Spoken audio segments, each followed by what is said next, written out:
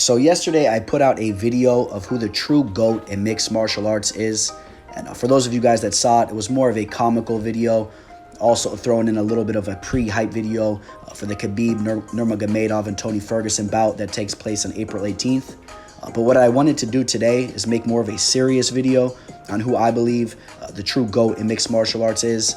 And I'll rank the top 5 as well. So, for those of you guys that have been on the block from the very beginning, you guys know about the last emperor, Fedor Emelianenko. Started his career off 31-1. Only loss was by way of a TKO from a doctor stoppage on a cut. The guy was just truly epic, had all types of crazy comebacks, and beat some notable guys back in his own day. As his career progressed, though, he never did sign that dotted line to come over to the UFC. And even over in Strikeforce, once he started to fight a little bit higher of level in competition, in my opinion, he started to lose some fights. You know, it all started with Fabricio Verdum with the triangle armbar, hybrid submission. Antonio Silva ground and pounded him. Dan Henderson put him unconscious. And then as his career progressed, also he had losses against Matt Mitrione and Ryan Bader. But Fedor Emelianenko was a true GOAT in my opinion. I would have him ranked at the 5 spot. Coming in at the 4 spot, I got Anderson the Spider Silva. This was a guy that, in my opinion, could have truly been the GOAT if he would have retired some time ago, maybe back in 2012 or whatnot. But Chris Weidman came in, kind of destructed his legacy a little bit with the 2 victories over Anderson Silva. And then you saw Anderson Silva have a little bit of controversy with the drug test in the Nick Diaz fight. And then he lost 4 of his last 5 fights. And he's an aging fighter. But back in his prime, Anderson Silva was a true spectacle to watch. Some of the most spectacular knockouts I've ever seen in the cage. And it was a truly clutch fighter. With his comeback against Chael Sonnen and whatnot, the guy is a true legend. Coming in at number 3, I got George Rush St Pierre. This is a guy, in my opinion, if he didn't retire as early as he did, could have realistically went down as the GOAT of mixed martial arts. He only lost to 2 men, came back and redeemed himself against Matt Serra and Matt Hughes. Other than that, I mean, he completely wiped out the welterweight division in his era. But again, decided to retire a little bit too early. He did make a little comeback and also won the middleweight title against Michael Bisping. But I put a little bit of an asterisk next to that. But nevertheless, George St Pierre was a true legend of the game, and I got him ranked at number 3. All right, so we made it to spots 1 and 2.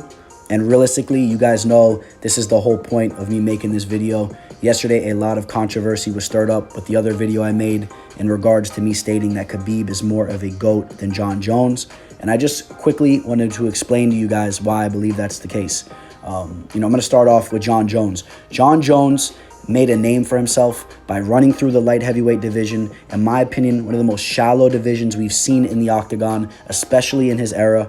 You know, you guys say he beat all these legends, but realistically, if you take a look at those legends and seen what they did towards the end of their careers, middle to end of their careers as the sport progressed, I mean, you're seeing them getting knocked out by all these average Joes. Lyoto Machida, Rashad Evans, an undersized Vitor Belfort, Chael Sonnen. I think that you guys are overhyping his resume. And again, now you see him taking on these middleweight fighters like Thiago Santos and Anthony Smith, and he's not even looking that good. But nevertheless, I just saw him lose a fight to Dominic Reyes, in my opinion, where you got a guy in Khabib that I've only seen lose 1 round in his entire career. You know, if he beats El Kukui, Tony Ferguson is another legend in the game. That'll be such a notch on his resume. And you guys know Khabib's going to win that fight. But besides that, Khabib took out Conor McGregor, Dustin Poirier, Ali Quinta, Edson Barbosa, Rafael Dos Anjos. He took those guys out. But not only did he take them out, it's the way that he did it. He dominates the guys that he steps in there with. He absolutely dominates them. And he is truly undefeated. 28-0, all inside the most competitive weight class in the UFC, the lightweight division.